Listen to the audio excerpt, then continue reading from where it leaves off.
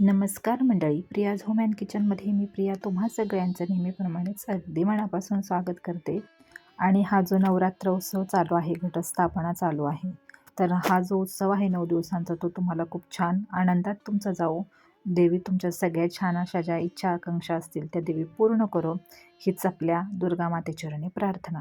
तर मंडळी, आजच्या व्हिडिओमध्ये आपण नवरात्रीमध्ये आपल्या देवीची किंवा कुलदेवतेची देवीची ओटी आपण कशी भरावी आणि का भरावी, कशा प्रकारचं साहित्य आपल्याला घ्यायचं आहे आणि त्यातून आपल्याला कुठलं फळ मिळणार आहे याची सविस्तर माहिती आजच्या व्हिडिओमध्ये पाहणार आहोत. आणि या म्हणजे व्हिडिओमध्ये आपण ओटी भरायची गरज का आहे किंवा ओटी आपल्याला का भरायची आहे याची सुद्धा कारणं आपण पाहणार आहोत. तर आपल्या चॅनलवरती तुम्ही नवीन असाल तर नक्कीच आपल्या चॅनलला सबस्क्राईब करा. अशाच प्रकारचे छान असे धार्मिक व्हिडिओ, स्वामी समर्थ महाराजांचे संपूर्ण व्हिडिओ, आपल्या धार्मिक हिंदू सणांची संपूर्ण माहिती तुम्हाला या चॅनलवरती अगदी अचूक दिली जाईल. तर चला आपण जास्त वेळ न घालवता आपल्या व्हिडिओला सुरुवात करूयात. तर मंडळी, आता नवरात्र चालू आहे आणि नवरात्रीत आपल्या प्रत्येकाच्या घरी घटस्थापना होत असते.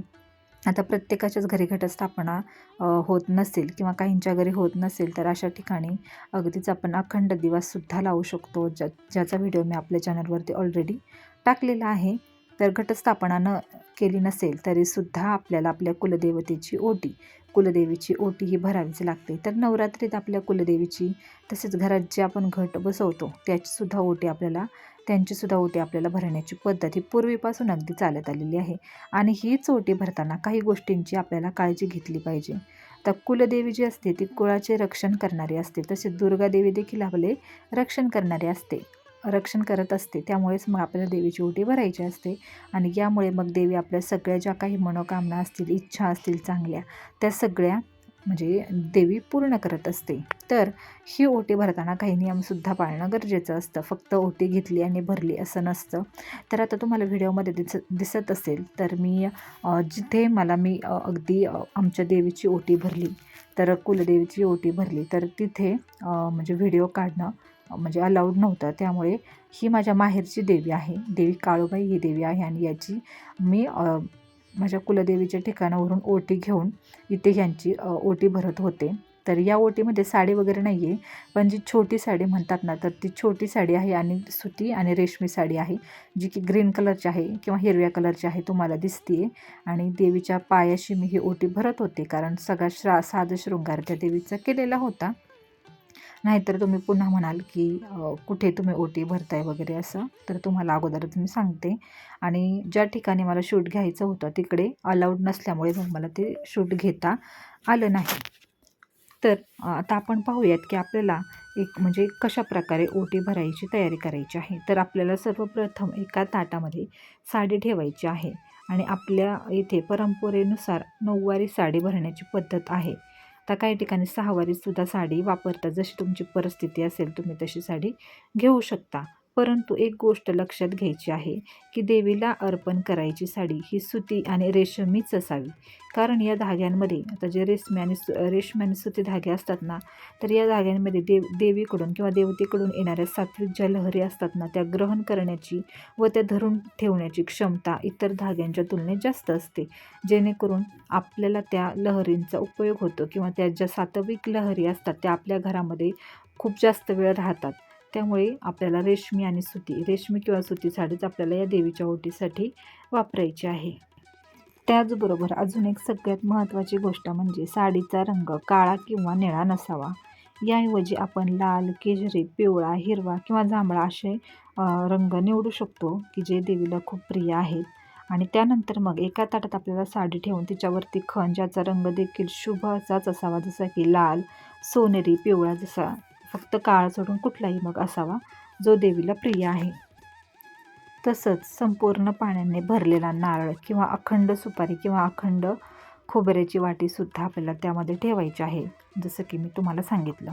हळदी कुंकू, हळकुंड, हिरव्या बांगड्या, हार, गजरा, तांदूळ, खडीसाखर देखील आपल्याकडे असणं गरजेचं आहे. आता तुम्हाला व्हिडिओमध्ये दिसतंय ना, तर तिथे संपूर्ण ओटीचं साहित्य मी घेतलं होतं आणि तिथे ओटी भरत होते. पण अशा ठिकाणी आत्ता जे तुम्हाला दिसतं ही आमची कुलदेवी आहे, ही माझी माहेरची देवी आहे आणि कुलदेवीसुद्धा आहे.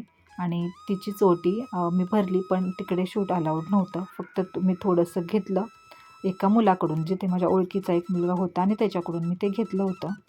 आणि अशा प्रकारे मग आपल्याला म्हणजे तयारी करायची आहे ओटीची. इतकं साहित्य आपल्याला त्यामध्ये ठेवायचं आहे. तर अनेक लोक जे असतात ते 5 वाण ठेवतात, ज्यात हळकुंड, सुपारी, खारीक, बदाम, श्रीफळ यांचा समावेश असतो. काहीच हरकत नाही, जसं तुमच्या इकडे पद्धत असेल, परंपरा असेल तसं तुम्ही ठेवू शकता. आणि नारळाची शेंडी ही नेहमी देवीच्या दिशेने असावी, हे सुद्धा लक्षात घ्या. ओटी भरताना आपल्याकडून थोडीफार चूक होऊ शकते, पण ती आपल्याला टाळायची आहे. चूक अजिबात होता कामा नये. त्याचबरोबर सगळ्यात महत्त्वाचं म्हणजे ओटीत पानाचा विडा ठेवणं देखील महत्त्वाचं आहे, कारण पानाचा विडा हा देवीचा खूप प्रिय आहे. परंतु याला तांबूळसुद्धा म्हणतात, परंतु यामध्ये सुपारी किंवा तंबाखू नसता कामा, म्हणजे यामध्ये नसावी. त्यानंतर ताटातील सर्व साहित्य हाताच्या उंजळीत घ्यायचं आणि स्वतःच्या छातीसमोर येईल असं धरायचं आणि मग देवीसमोर उभं राहायचं. आणि देवीकडून आपल्याला चैतन्य मिळावं, आपली आध्यात्मिक उन्नती व्हावी अशी देवीला भावपूर्ण प्रार्थना करायची. आणि हे जे साहित्य आहे हे आपल्याला देवीच्या चरणी अर्पण करायचं आहे. आणि हे ओटीचे साहित्य देवीच्या चरणी अर्पण केल्यानंतर आपल्याला ओटीच्या साहित्यांवर मग शेवटी तांदूळ वाहायचे आहे.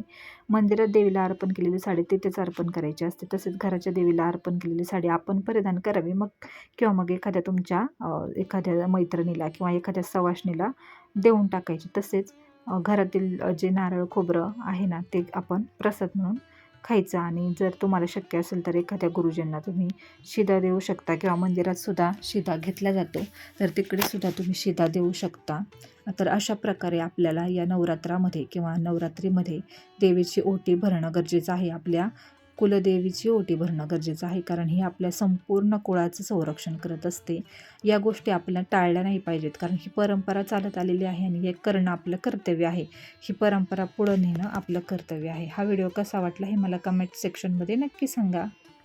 पुन्हा भेटूयात अशाच एका दुसऱ्या व्हिडिओसोबत. तोपर्यंत श्री स्वामी समर्थ.